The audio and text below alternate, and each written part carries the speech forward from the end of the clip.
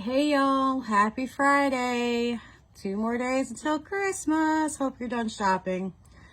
And getting ready to spend time with family and friends. I wanted to do a quick video. This video was from last night when I put out the post in the groups looking for those who are using Windows 11 and Cadlink. I know Windows 11 is still fairly new. I believe it came out sometime this summer.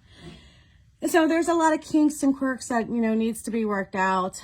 But in the midst of my post last night, and then a big shout out to Rodney Rodriguez again, just because, I have like 6 laptops that I've been bouncing back and forth, just trying to get one of them to work with my Chipless firmware. But we did get one at around 12:30 to finally do what it's supposed to do so I can, do this video also. All right, so anyways, the first thing you're going to want to do is you're going to download the Epson driver from the Epson website. You can go in there and then do a search for your name, or you can just, pretty much do a Google search or whatever and it'll come up. So midway down, you're going to want to come down and you'll see drivers and utility combo package installer. So download that, and it's going to download an exe file. So I will bring that up just to show you the steps.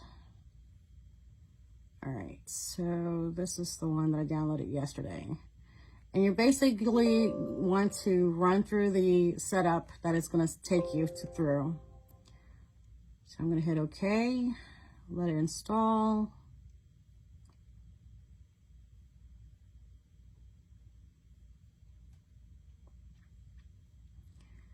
Go to accept. So these are, I usually take those off and just keep the Epson drivers and utilities. Hit install.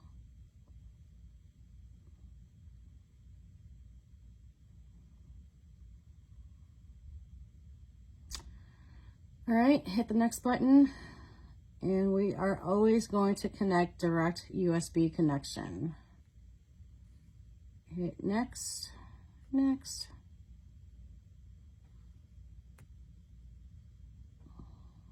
All right, it found my printer. Just, rule of thumb in general, when you're doing DTF, dealing with DTF, it's always better to connect via USB instead of Wi-Fi. I know it's convenience. I hate cords everywhere, but it's what's best. I'm not going to do a print test page. I'm just going to hit next. And it's going to want you to launch like the registration and all that. You can do it if you want to, but because I'm not keeping this printer, this is actually getting shipped out to someone who ordered for me. So they can register it if they want. Okay, so once your driver is downloaded and installed, oh, my registration decided to join us. I'm gonna close out of this.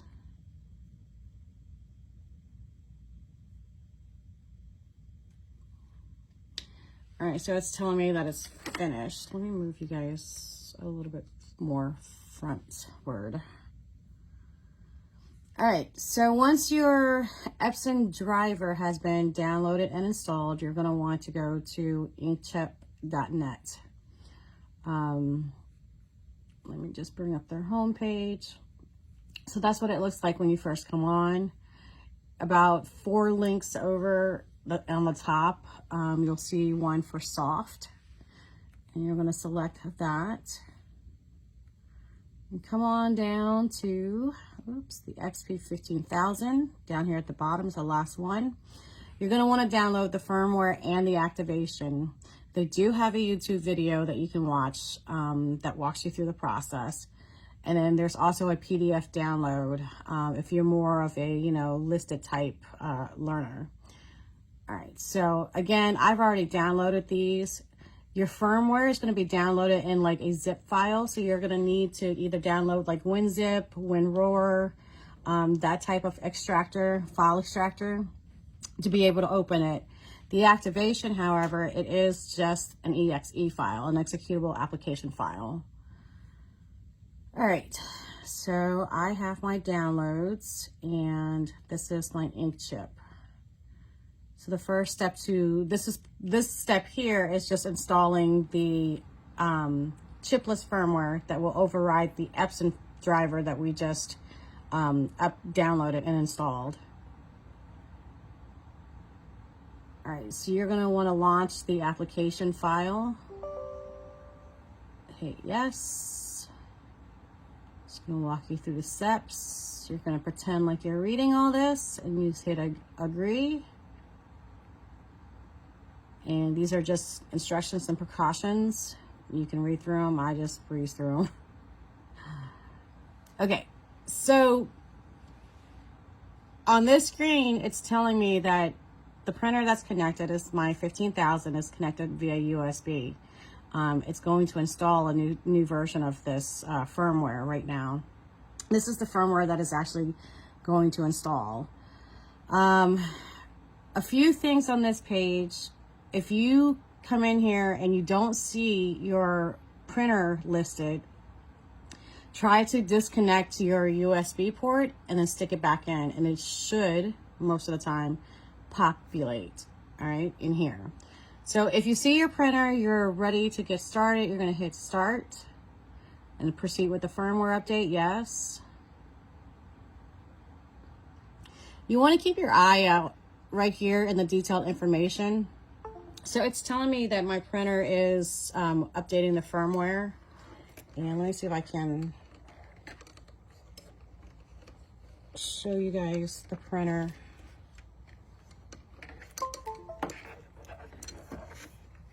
Well, all right, so at 71%, it says that it's waiting for my printer to restart. But you just heard the little dings, the bells, that it did actually get rebooted. Sorry, I'm moving you guys all the way around. So the main key about this page that I want to point out is that it's going to change to where it says firmware version confirmed. That's really all that you're looking for. And if you see, it's at 85%. This happens to me every single time. At 85%, I get the confirmed version. At this point, what you're going to want to do is you're going to want to hit Control-Alt-Delete on your laptop, bring up your task manager, and basically the firmware is on there, so I'm just going to end the task. People have the misunderstanding that it needs to update to about 100%, and then people get frustrated because they're like, well, it's hanging there at like 99%, it's not getting to 100. Again, at around 85%, you'll see that the version is confirmed. Do Control-Alt-Delete and end the process for the firmware application.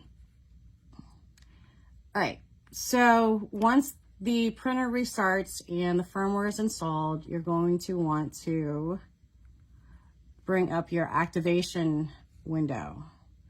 So your activation looks kind of gibberish because it's in Russian. So I'm going to change the thing to English. And a lot of people tend to put their activation code here, and that's not where it goes. First, you want to make sure that your printer is showing up. And if it does, then you're going to want to activate online. This is where you put your code in. And you guys can't steal my code because it's a one-time use. So I'm going to copy and paste and then hit OK. And so it tells me that the activation code was written successfully. The printer's restarting. I heard the beep, and then I'm just going to hit OK. And that is pretty much it for the chipless firmware to be installed on your laptop for the 15000. Okay. So while we're on this screen and we're talking about codes and stuff, I think you just heard me mention that, you know, the code that they give you, or you can purchase codes from me as well. The codes that's given to you is a one-time use, and it sticks with just that printer that it gets installed on. So if for whatever reason you need to return your Epson 15000 back over to Epson or whatever, and they furnish you a refurbished one or a new one, you're going to have to go through this whole entire process again and get another license from them or code from them or from me. However, let's just say if for some reason, Epson, you forgot to disable the Epson update, driver firmware update, that usually pops up every few weeks, and you accidentally say, okay, update it. So if that's the case, if you update an Epson firmware on top of the Chipless firmware that's already been installed just now, then it's going to override it and your Chipless is not going to work anymore. So my advice is that you always keep, do a copy of this. This is your actual, I don't know, the gibberish code that they give you. You copy it and you save it somewhere, on your desktop or whatever. And if for any reason you need to reset the activation for that same printer, you're going to want to get in here and then you're going to hit activate. So it's just telling me the printer is going to restart again. And there it goes. Okay. I don't have Cadlink installed on this laptop, so let me bring you guys over to my other computer.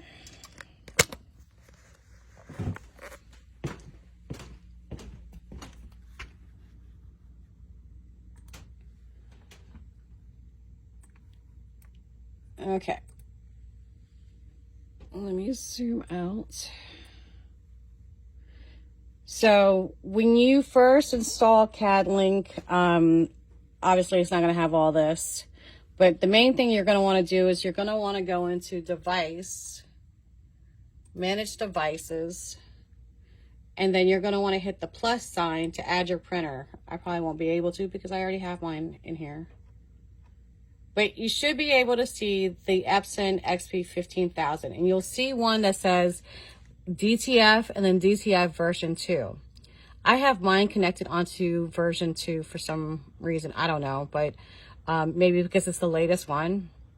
But anyways, once you select the 15,000, it'll populate here. So this is just pretty much telling Cadlink, hey, these are the printers that I have connected that I'm going to, use Cadlink with. So once the printers is identified and attached to devices in Cadlink, you're going to want to go to Queue and then Manage Queues. So here's where a lot of people say, hey, I print something to the printer through Cadlink and it acts like it wants to do something. It goes from like the waiting or pending queue to printing, and then it does nothing. It just drops from the top to the bottom. This usually is probably because of the port settings. So you'll see where there's printer pooling, TCP/IP, that is your wireless connection. The printer, well, it'll list all your printers. So this is my Rollo label thing. The file and the null is pretty standard in your drop down. So my XP15000 is actually not on here because it's not connected to my computer. Give me a minute and let me try to connect it and you'll see that it should populate.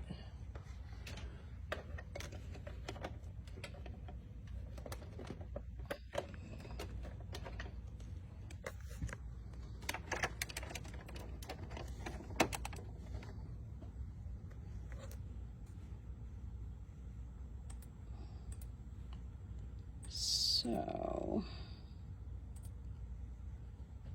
all right, I had to close that window out and come back in. So you'll see here now that I have two Epson 15,000. It's only because I have two printers connected at this point. But so you'll want to pick which port that it's in, and usually it'll tell you right here at the USB port. For the most part, you guys are probably going to have just one XP15000 anyways. So you just want to make sure that the port is printing to your printer. And then you would hit close.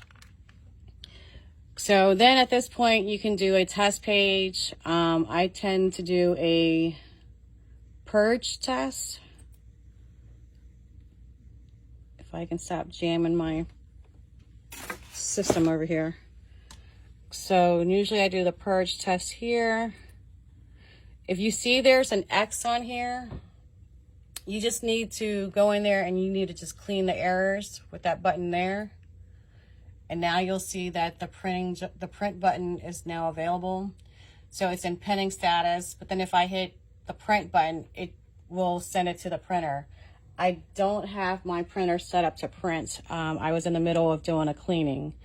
But basically, this is up to this point is pretty much how you connect Cadlink and your printer through Windows 11. Pretty sure it's pretty standard way of doing it in Windows 10 as well.